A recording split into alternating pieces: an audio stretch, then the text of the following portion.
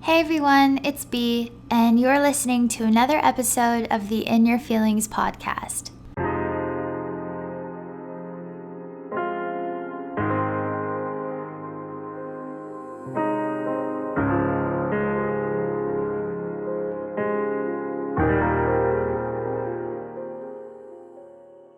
For those of you who are new here, In Your Feelings is a podcast I created with Thought Catalog that dives into the very real and very messy aspects of life that we are all navigating. This podcast is dedicated to having honest conversations relative to things like relationships and moving on and worthiness, things that can definitely feel really disheartening and confusing, in the hopes that openness and that vulnerability makes you feel less alone in what you're going through and reminds you that you aren't the only person who is dealing with certain things in life right now. So, for today's episode, we are going to talk about settling for less than what we know we deep down desire or deserve.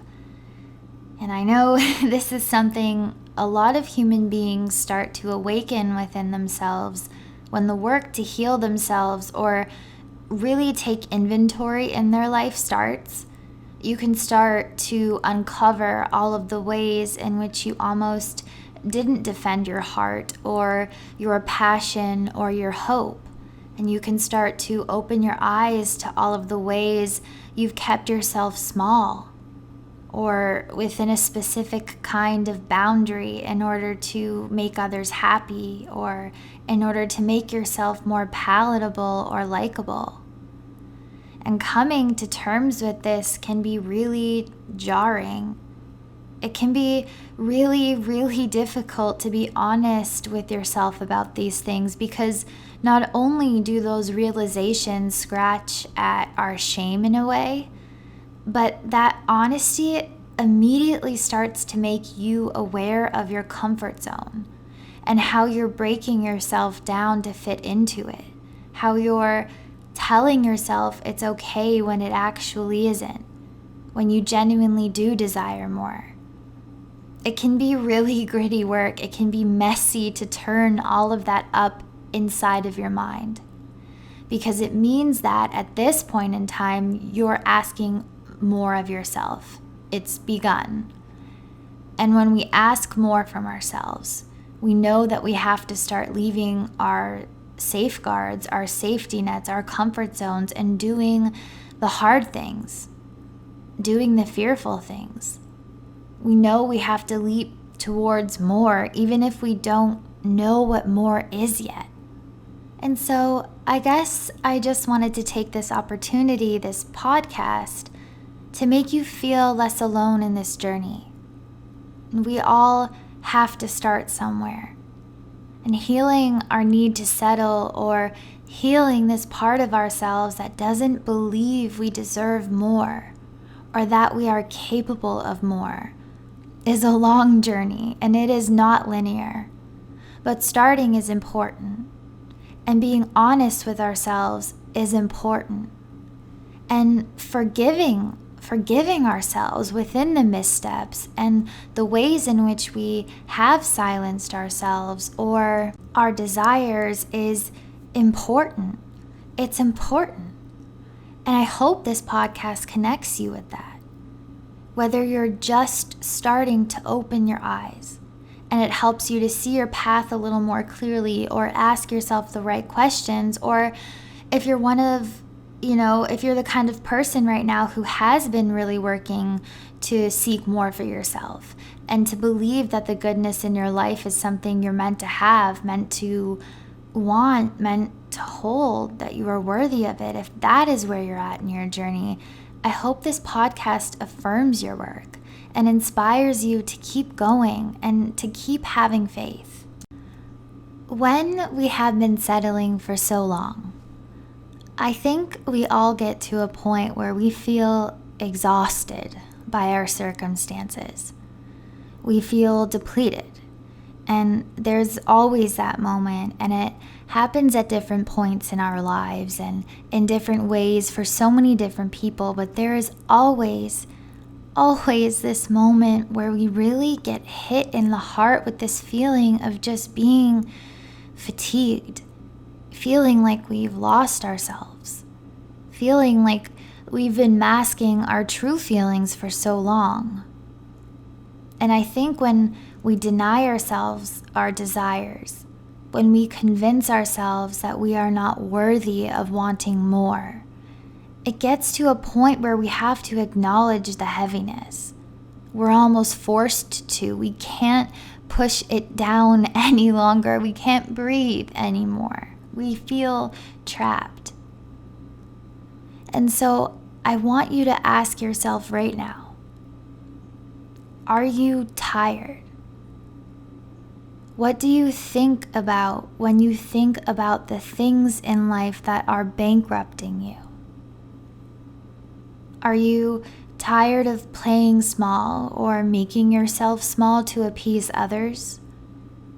Are you tired of operating below your potential? Are you tired of knowing so much that you are capable of more, but you're just afraid to grab that? What are the ways in which you are currently settling?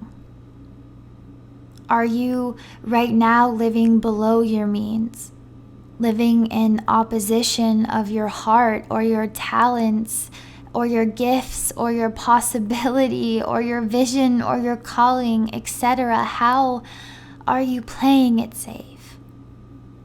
And why? Why have you convinced yourself to plant your roots, to burrow into a life here, when this deepest part of you, this feeling inside of you, this voice, as some may call it, is just begging you to break free from that, is begging you to trust that there is more? Because you know that. And that's the thing, we truly always do know when we're settling.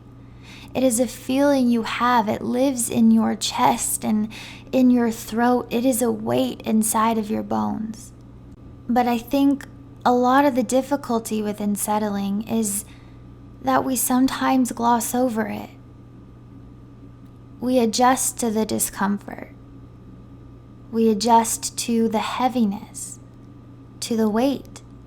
We say, this is fine. And there is a satisfaction and a relief that comes over you when you do that. I mean, a human being will literally always try to do the least risky thing. It's a survival mechanism. It is why we have made it so far as a species. And so we build ourselves homes within these circumstances. We safeguard ourselves. We don't ask for more of ourselves or let those voices within us ring true. We simply say, no, this is okay, because that's the least risky thing to do. And so when we build our homes within these spaces that are too small for us to grow, that are cramped, that aren't actually celebrating us or fulfilling us or mirroring us, we are deceiving ourselves. We're adjusting to that discomfort and living within that space. What are the ways you've adjusted to circumstances that don't reflect you? That's a super important question to ask yourself, to be aware. And sometimes we settle in friendships where we don't feel supported, where it feels like it's rarely about us, or where we have to hide or make parts of ourselves smaller. And sometimes we settle creatively or artistically. We don't listen to our unique gifts. We don't put them out into the world. We tell ourselves it's too late to try, or it's been done before, or I'm not good enough. And sometimes a lot of the times. I think this is probably the example most people relate to, but sometimes we settle in romance, in our intimate, deep relationships, and we don't feel seen or heard the way we want to be seen or heard. Or we feel like we can't show up authentically. We can't take off our masks. We can't crash our hearts into this person or unhinge our rib cage and show them the deepest, most grotesque parts of who we are because we feel like we will be judged or unloved by them. We settle in relationships when we allow someone to make us feel like we are hard to love. And sometimes we settle emotionally. We don't do the work. We live with the wounds. We let them impact our life. We let them taint the beauty our hearts want to feel. We let them keep us stuck in certain patterns. And sometimes we settle within our self-care, which is something that I think a lot of people don't talk about. I think we're so unaware of this aspect sometimes. But sometimes we settle, when we don't take care of ourselves, when we don't put self-care first or rest first, when we don't prioritize putting good things into our bodies and moving our bodies because there's not enough time or enough money or enough support. And I don't want you to sit here feeling like this is all your fault, that you should just know better, or that you should just be able to uproot your life and your comforts and open your eyes to all that you might have settled for and fix it immediately. This work is so difficult. I hope me saying that 500 times during this podcast really affirms that in you, but we find this so difficult because we have all lived through experiences. We have all gone through things in our pasts that have caused us deep disappointment, the kind of disappointment that really sticks to your bones and changes you as a person. And when you deal with enough hurt in life, when you are always the person who loves more, or gives more, or does more, when you have dealt with being let down on so many occasions, when you have held so much within yourself at the hands of others, at the hands of your mistakes, all of that can cause you to lower your expectations. And what I mean by that is, sometimes when you have been through so much, you don't realize the ways in which you've stopped hoping or having faith in things that are good or bigger than yourself. You don't realize the ways in which you are trying to protect yourself from future hurt. You don't realize that you're settling, that you're guarding yourself from future disappointment. And when you've been defeated or discouraged due to the way you have been treated or loved or cared for or supported in the past, when you lower your expectations, it can be easy to settle for good enough. And I think the most common way to express this is in the realm of romantic relationships. Because we have been hurt, we lower our expectations in relationships. After being in toxic dynamics or hurtful dynamics, the first decent person who comes along can feel like a safe haven, can feel like a guardian angel, like a perfect gift. And so even if there are red flags, or even if there are aspects of this person you don't necessarily find inspiring or fulfilling, you will often accept that love because at least it's comforting and at least it's not what you had before. But it's not what you desire. and it's not what you deserve. And trust me when I say that is a tough thing to realize. It takes a lot of self-love and determination and dedication to go in the direction of what you genuinely want, what you genuinely desire. Because it's not just about dreaming those things.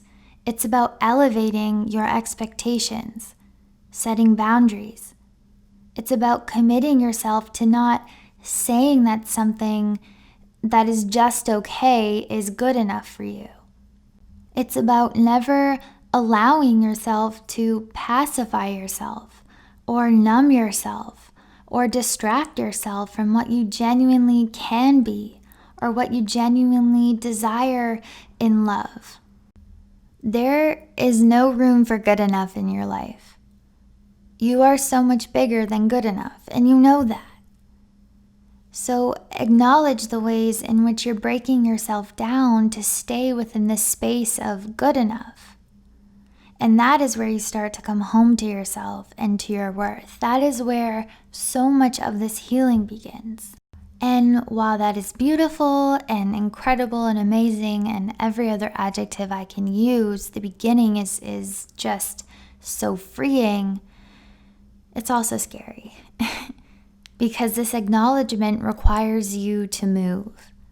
It requires you to uproot. And that is terrifying. It's hard to make tough decisions. It's difficult to have faith in something you haven't felt yet, or something you've talked yourself out of wanting or desiring. But once you can open your eyes to all of the ways you have done that, you can start making the moves towards healing your willingness to do that in your life in the future. You start to give yourself permission to stop adjusting and embracing these spaces or these relationships or these situations that actually aren't celebrating you, that aren't reflecting you. You give yourself permission to be honest about your reality, to stop settling for half-loves, to stop accepting crumbs, to stop saying that things are okay when they are not, to stop convincing yourself that you aren't hurt by something when you actually are. And it is within this honesty that you can start making commitments to yourself. Commit to not settling for less than what is possible. Commit to the risk. Commit to the discomfort. Commit to living in defense of your heart, to not hiding any longer, to not accepting a life or a love or a career that allows you to stay hidden from the world, that keeps you safe or comfortable when everything inside of you is begging you for more. Commit to listening to those voices, to that calling. Commit to being all that you are meant to be. And commit to reminding yourself that what you desire is possible. That was probably the hardest thing for me to learn. When we settle, we can convince ourselves that we are never going to experience the things that we dream of, that we are not deserving of them, or that they just simply aren't meant to happen for us. And so on this journey, you really have to commit to reminding yourself that what you desire is possible, that you are genuinely capable of making your desires come to fruition, that they aren't pipe dreams, that the kind of love you want exists, that the kind of person you want to be with is out there, that the kind of happiness and awe and joy you deeply desire to feel is out there, waiting for you to grab it. And I know so many of you have dealt with outside sources that have left you with these feelings of being scared to hope, scared to dream, scared to want more, scared to fail, scared to reach out into the world for what you want because you don't know if anything will be reaching back. And I know so many of you have experienced the kind of negative circumstances in life where people have convinced you that you weren't capable or worthy or deserving of what you wanted. In so many ways, life sometimes teaches us to lower our vibration or our hopes. Teachers can do this to us by telling us to be realistic about our futures. Parents can as well within that realm. Romantic partners can make us feel damaged and wounded and not good enough or whole enough to deserve more. And those are really hard patterns to heal. But when we are honest with ourselves, when we truly remind ourselves that the weight is not ours to carry, that we decide what we are deserving of, that we decide what we are capable of, that is when a lot of growth occurs. And this work is courageous work. You have to be bold enough to anticipate the beautiful things happening in your life. You have to envision it. You have to expect the big, the huge, the stunning, the insane things in life that are coming your way. The large things, the beauty. Dare to believe that there is more for you outside of what you're settling for. And then increase your boundaries. We have settled because we don't think everything is possible for us. And in order to prove to ourselves that we are worthy of more, we have to stop hiding within a space of less. We have to take inventory of the things that do not align with what we want or who we want to be.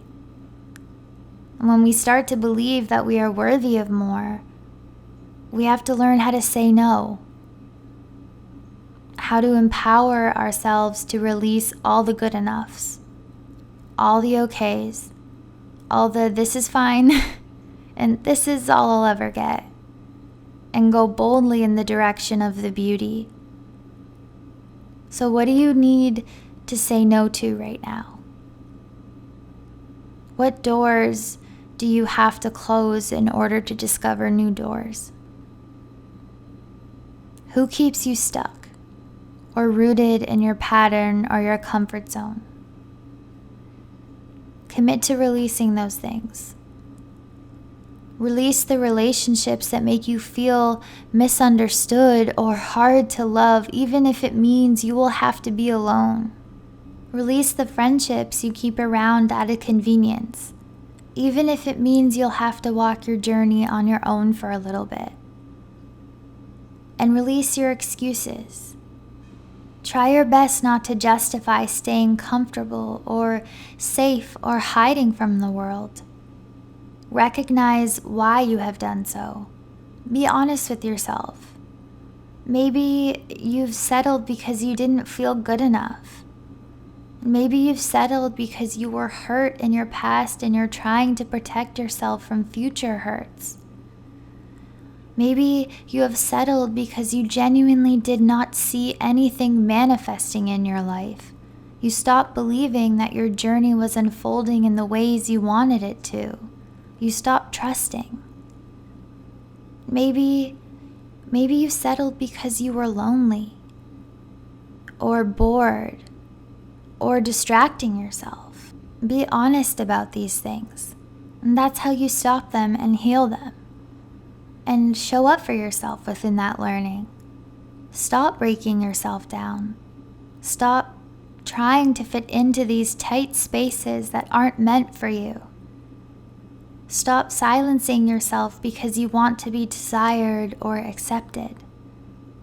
Stop deceiving yourself to all that you want because you are terrified of seeking more. Stop neglecting yourself. Stop abandoning yourself. Be real with yourself. Because when you are real with yourself, when you are honest and open with yourself, and when you show up as yourself, the right things meet you. You do not feel the need to break yourself down or silence yourself. If someone only wants to be in your life when you are shrinking yourself, then they are not your person. And if someone only wants to be in your life when you are silent, they are not your person. If someone only wants to be in your life when you are a version of yourself that even you don't recognize, they are not your person.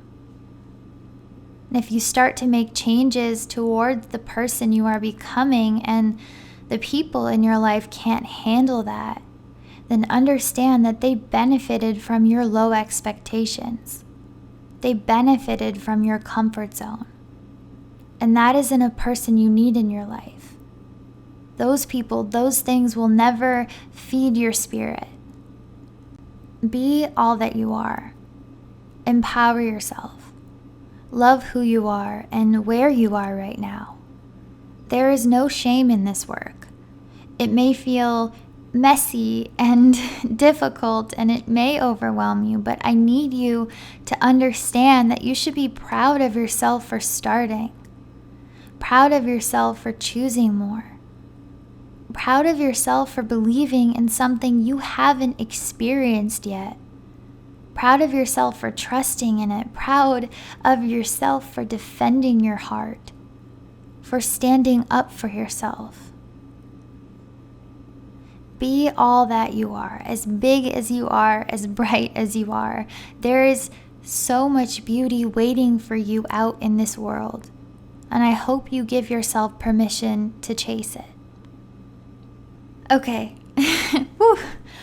I hope these words helped to empower you, and I hope they helped to make you realize that you're doing great. That even listening to an episode like this means that you're starting to ask the right questions and that you're starting to do the work. And I'm really proud of you for that. I know this can be hard to hear, but every week you show up, and that's special. So thank you. Thank you for being here. I can't wait to chat again next week. And until then, stay safe and know that you are loved.